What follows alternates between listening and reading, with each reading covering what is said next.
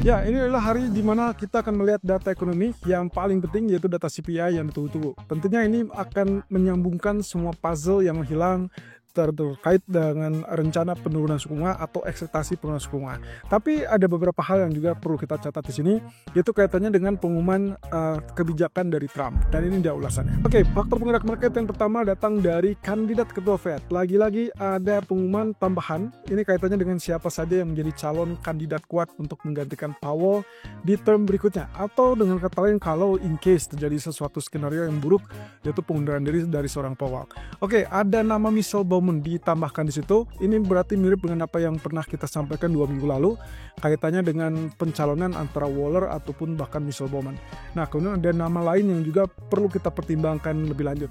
Kemudian yang kedua adalah terkait dengan penunjukan kepala BLS. Kalau sebelumnya minggu lalu kita sudah dapat resmi penunjukan terkait dengan siapa pengganti Adriana Kruger di dalam jabatan Gubernur Fed.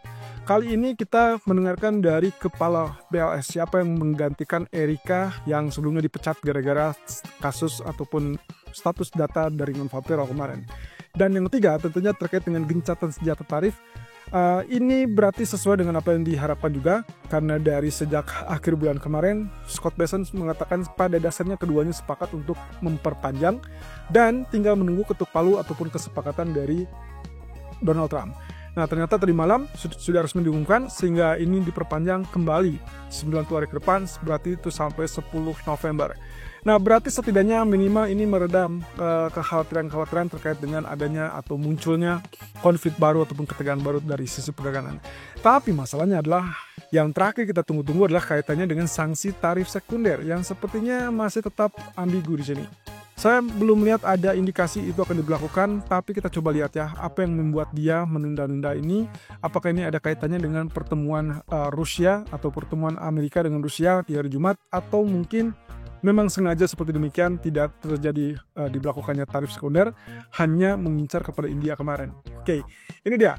Kalau misalnya kita perhatikan dari gencatan senjata tarif dagang, jelas yang diharapkan kemarin adalah penundaan atau mendapatkan kesepakatan baru.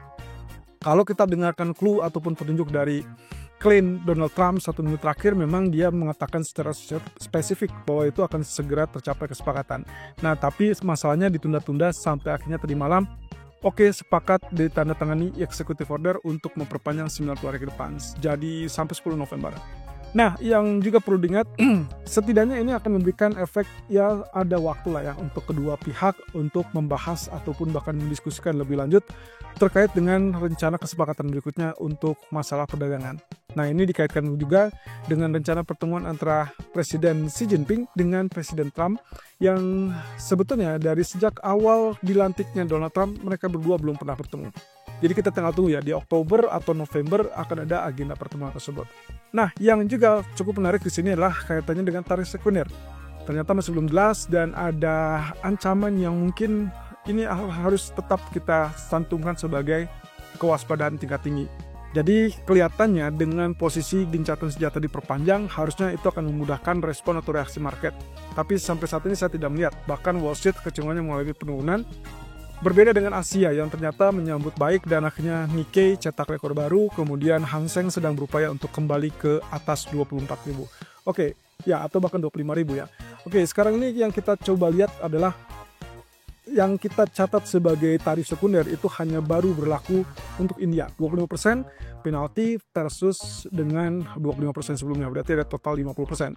Sementara untuk China, sampai saat ini total ada sekitar 55% terhitung dari 30% tarif resiprokal tahun ini dan 25%-nya adalah tarif resiprokal di era Trump jilid pertama, yaitu di tahun 2017-an.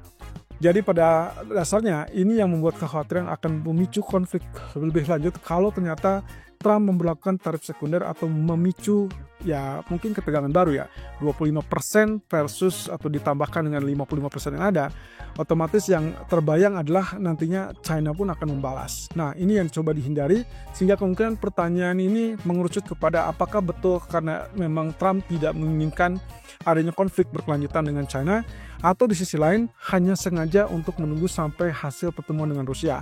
Karena satu sisi, kalau misalkan Rusianya berhasil memenuhi persyaratan yang diinginkan oleh Trump, yaitu gencatan senjata dengan Ukraina, maka bisa jadi tarif sekunder pun untuk India termasuk itu tidak akan diberlakukan. Nah, tapi kita lihat ke depannya, ada sekitar 2 atau 3 hari ke depan sampai hari Jumat untuk mendengarkan apa yang terjadi atau yang menjadi keputusan pada pertemuan kedua kepala negara tersebut, yaitu Vladimir Putin dan juga terkait dengan Donald Trump.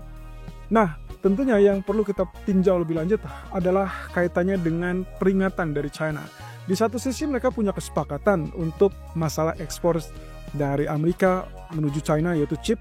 Lalu kemudian dari China sendiri adalah teknologi atau rare earth mineral yang memang sangat membantu pada teknologi. Satu sisi dengan adanya hal tersebut, ternyata di sisi pemerintahnya justru memperingatkan kepada perusahaan-perusahaan lokal untuk menghindari penggunaan chip Nvidia jenis H20.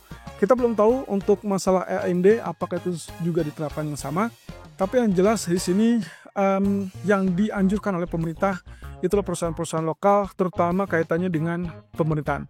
Ini dengan mencantumkan alasan faktor keamanan. Tapi yang jelas ini mungkin belum terlalu menyeluruh atau mungkin belum diterapkan. Tapi kalau sampai diterapkan, yang dikhawatirkan adalah bisa memicu kekhawatiran baru kaitannya dengan konflik perdagangan. Nah, kalaupun kita anggap ini tidak ada masalah, karena mungkin China menuntut untuk mendapatkan chip yang lebih high-tech ataupun teknologi tinggi, maka bisa saja ini akan menjadi bargaining situation yang baru untuk mencoba mendekan Amerika untuk mengirimkan chip yang lebih teknologi tinggi. Nah, sementara H20 itu memang sengaja diciptakan khusus untuk pasaran China. Nah, sementara untuk AMD, ya kita masih belum dapatkan informasi terbaru, tapi yang jelas AMD dengan Nvidia ini mendapatkan izin persetujuan dari Donald Trump untuk memasarkannya ke China. Jadi kita ingin tahu ke depan apakah ini akan berjalan lancar atau tidak. Yang jelas semua ini kaitannya dengan kesepakatan dagang antara kedua negara. Kalau sampai ini lancar, berarti seharusnya kita akan lihat dampak yang positif adalah ke pasar Nvidia ataupun AMD, termasuk juga menunjang kepada sektor teknologi ke depan. Dan ditambah lagi kalau memang ternyata terjadi pemangkasan suku bunga, of course sektor teknologi akan menjadi terdepan untuk mengalami kenaikan. Oke, berarti kita lihat di sini posisi kandidat untuk ketua Fed ada tambahan sekitar 3 orang ya. Kalau kemarin kita sudah dapatkan sampai tambahan dari Bullard atau James Bullard, kemudian ada Mark Summerlin. Sekarang ini kita dapatkan tambahan Michelle Bowman, ada Philip Jefferson dan juga dengan Lori Logan. Yang perlu dicatat di sini ada 3 orang baru ini yang sebetulnya juga menunjukkan bahwa ya bisa dikatakan pejabat Fed yang masih aktif ya sampai saat ini. Plus dengan kemarin adalah gubernur Fed aktif itulah Christopher Waller. Jadi ada sekitar 4 orang pejabat aktif dari internal Federal Reserve yang menjadi calon kuat atau kandidat kuat. Nah, di sisi lain yang saya kasih tanda dengan burung merpati itu menandakan bahwa pernyataan-pernyataannya cenderung dovish dan bisa dikategorikan mereka yang diharapkan menjadi ujung tombak ataupun mentransformasikan ataupun ya kita anggap saja sebagai kaki tangannya Trump. Karena berarti apa yang diinginkan Trump untuk menurunkan suku bunga, berarti otomatis mayoritas harus dikatakanlah sebagai sikap dovish. Nah, Kepala Dewan Ekonomi Nasional Kevin Hassett akan menjadi figur yang paling dovish karena sampai saat ini kita anggap dia adalah orang internal Trump yang paling setia dan mungkin akan sangat menyenangkan Trump ya dengan cara memangkas suku bunga lebih agresif. Nah, kemudian ada Kevin Walsh yang juga kemungkinan juga cenderungnya dovish. Dia adalah mantan gubernur Fed dan sisanya adalah gubernur Fed yang aktif Christopher Waller dan juga gubernur Fed aktif lainnya itu adalah Michelle Bowman. Termasuk ya, kemarin yang sudah ditunjuk ya, Stephen Miran, itu adalah salah satu yang relatif dovish. Tapi Stephen Miran sudah resmi hanya menjabat gubernur Fed. Jadi kita akan lihat dari semua kandidat ini, kira-kira siapa yang cocok bagi Trump untuk ditunjuk sebagai ketua Fed pengganti Powell. Nah, dengan catatan, tidak ada rekayasa ataupun ya kita anggap tidak ada kemungkinan untuk pemecatan Powell, melainkan hanya sekedar mungkin menunggu sampai term itu berakhir di Mei 2026 atau yang paling memungkinkan adalah mendesak supaya Powell mengundurkan diri. Itu pun dicatat lagi. Tambahannya adalah kalau sampai September tidak ada cut rate, maka hampir bisa dipastikan strategi berikutnya adalah rekayasa untuk memundurkan atau membuat atau bahkan mendesak Powell mengundurkan diri. Nah, kita lihat ke depan, tapi beberapa calon ini seharusnya akan mendukung kepada penurunan suku bunga lebih cepat, lebih besar. Oke, sementara untuk ketua BLS ada E.J. Anthony, ketua BLS yang terbaru. Ini menggantikan yang sebelumnya dipecat yaitu Erica McIntyre. Yang kita ketahui bersama bahwa waktu saat rilis data non-farm payroll terjadi revisi yang sangat tajam terkait dengan data bulan Mei dan bulan Juni. Yang menjadi kekhawatiran di sini ada concernnya, pertama tentunya inilah orang yang dianggap partisipan ataupun yang ya bisa dikatakan mungkin lebih kepada pendukung dari Donald Trump. Yang dikhawatirkan lagi yang kedua adalah sebagai profilnya itu adalah sebagai ekonom, bukan sebagai ahli statistik, sehingga agak diragukan untuk keandalannya ataupun bahkan tingkat mungkin keahlian ya. Yang dikhawatirkan nantinya muncul dengan data ketenagakerjaan ataupun bahkan inflasi yang kecenderungannya justru hanya memihak sesuai request ataupun permintaan dari sang presiden. Jadi ini yang dikhawatirkan adalah integritas dari sisi data yang dikhawatirkan itu tidak akan memberikan gambaran sebenarnya. Nah, kalau begitu berarti akan ada ketidakseimbangan di sini yang dikhawatirkan terjadi ke depan. Ya, semoga saja tidak menunjukkan data inflasi yang tadi atau yang nanti malam dirilis ya. Tapi yang jelas untuk data 1 bulan ke depan terkait dengan inflasi dan juga data tenaga kerja mungkin perlu dipertanyakan. Tapi kita tinggal tunggu ya, sepak terjang dari EJ Anthony ini apakah kemungkinan itu akan sesuai dengan kekhawatiran market atau justru dia akan lebih profesional. Nah, fokus data untuk malam ini kita akan melihat dari sisi data CPI saja. Tolong perhatikan data core CPI untuk basis bulanan dan juga CPI inti untuk basis bulanan dan juga tahunan ya. Kalau misalkan kita perhatikan di sini, justru yang ditunggu-tunggu oleh market adalah ataupun bahkan Federal Reserve itulah data yang relatif moderat atau lonjakan yang tidak terlalu panas. Kemudian kalau bisa didapatkan pendinginan yang lebih berkelanjutan. Nah, berarti dalam hal ini, kalau misalkan kita simpulkan saja dari agenda ekonomi kalender, Anda bisa lihat, perhatikan data yang ada ekspektasinya adalah 3,0%, itulah tertinggi untuk core CPI basis tahunan.